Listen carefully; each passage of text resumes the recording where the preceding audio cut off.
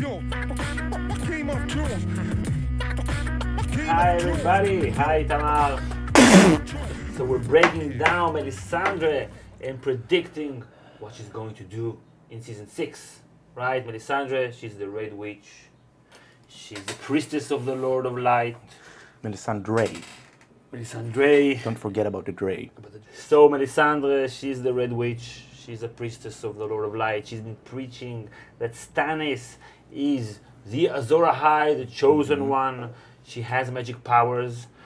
But last season, Stanis died. And she got back to the wall, broken and lost. So Melisandre is like the crown astrologist. You know, there used to be a role, like a part of government, was the sign readers of the gods.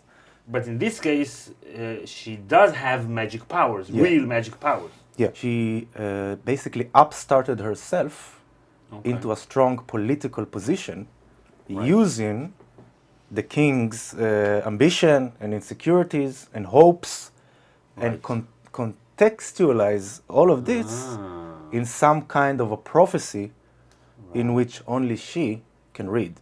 She was catapulted, basically, into a high place inside of a king's government. Right. She was a king. And she was, in a lot of cases, the de facto ruler, in some cases. Also, by contextualizing this war as some kind of a struggle between the gods, like a cosmic battle between right and wrong. Right.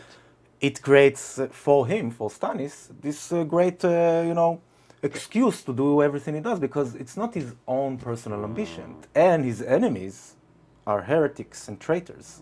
And we could see her influence when she got him to, first of all, burn his gods, his old gods, the gods that he was raised to believe. That's a big deal. The statues of the gods are, some kind of an incarnation of the gods, some kind of a avatar, of the gods in the reality of men. Right. It's not just a statue.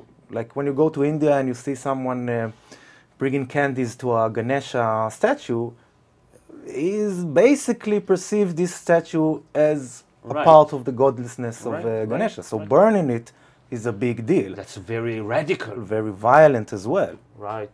Also a political statement.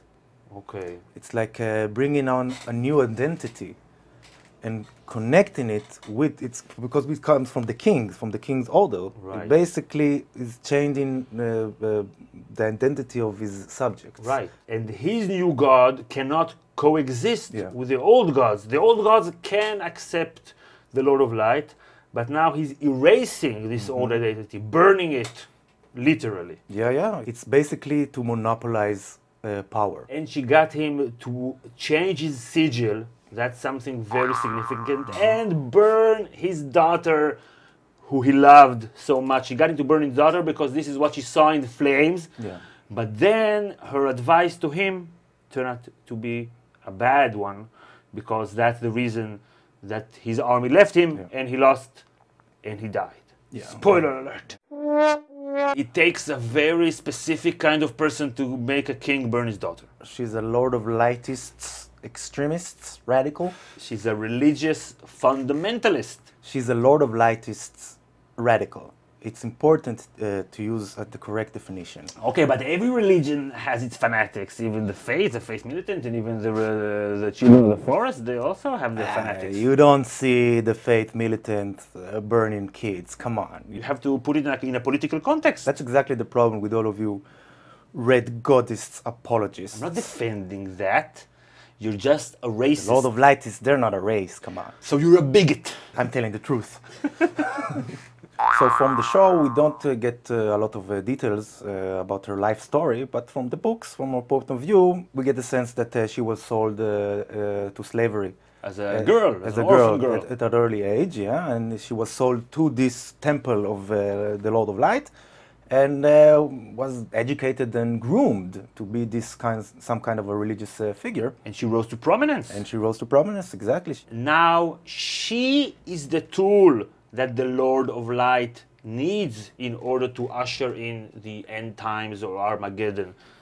That's a prime role in the divine plan? It's very similar to Rasputin when you think about it. Okay, think about when it. you think about it. Rasputin was this religious mystic in the early 20th century. In Russia? In Russia. He was very close to the Romanovs.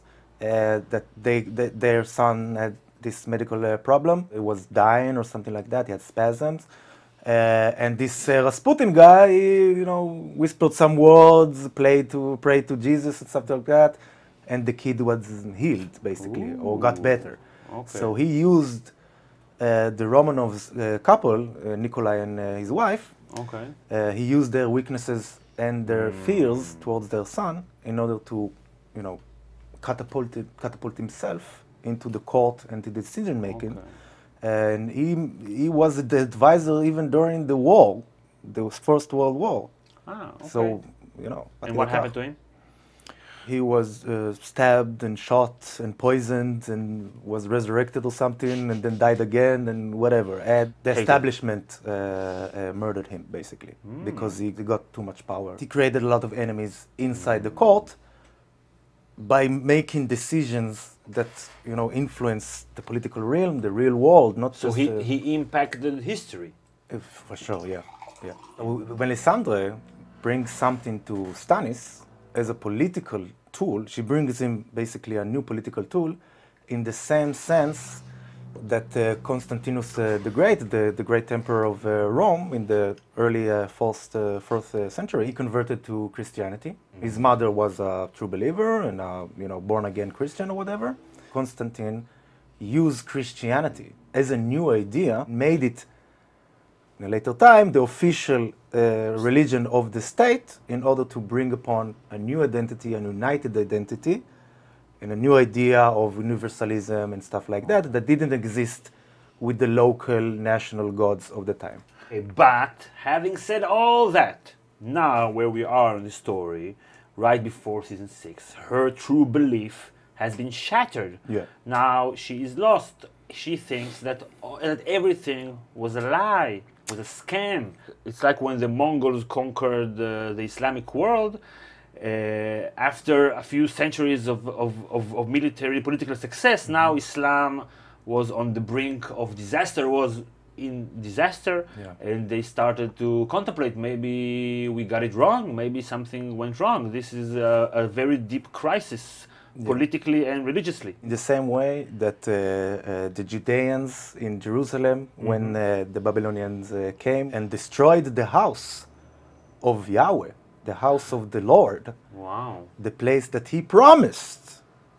So according to the Jews, the Babylonians transformed from destroyers to a tool by the God. He punished us by using Nebuchadnezzar to destroy Jerusalem. Okay. That tells you a lot about religious fanatics' rationale, that even if the reality is not compatible with their faith, they still do, they find a way. Yeah, they still find a way to rationalize it without hurting their own beliefs. So let's get to Melisandre's bold prediction. Her role so far in the story was to show us the Lord of Light and to bring in this new religion into Westeros, right? And she's the intersection between religion and politics and magic and politics. Her shadow baby basically made Stanis a real contender for the throne. If new religions and new ideas are acting like some kind of a virus that spreads, she's patient zero, basically, of this new cult of Rollo and the Lord of Light and the Red God and whatever. So she'll begin the season doubting herself, but then, spoiler alert, Balon Greyjoy will die.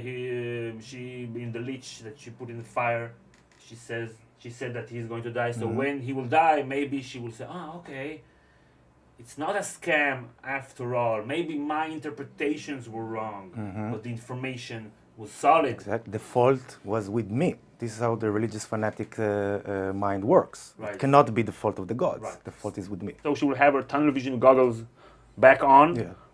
So after these struggles with her faith, I think she will, gather herself up and be up to the task. What task? To resurrect Jon Snow. Oh no! Bold prediction.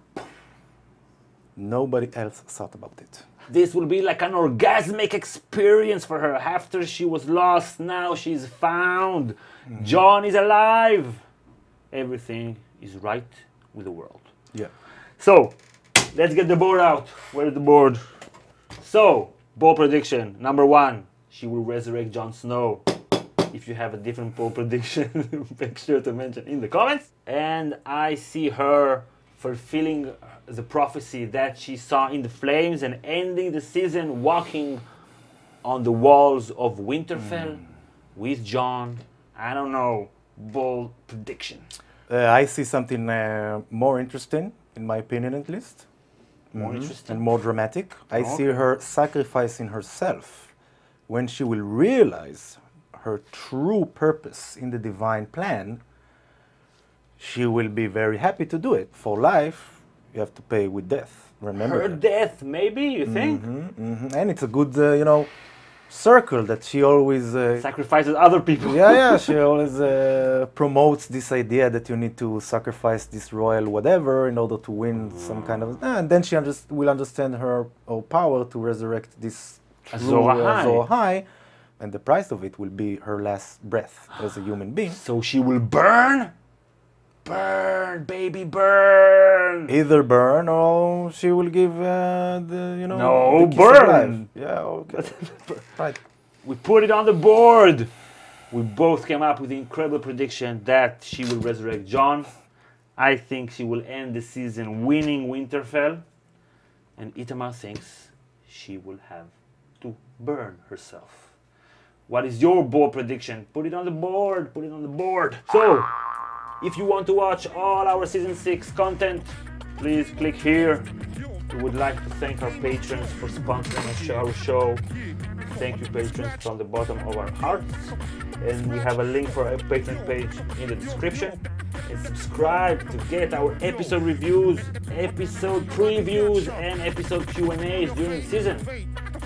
Bye, we'll see you all next time.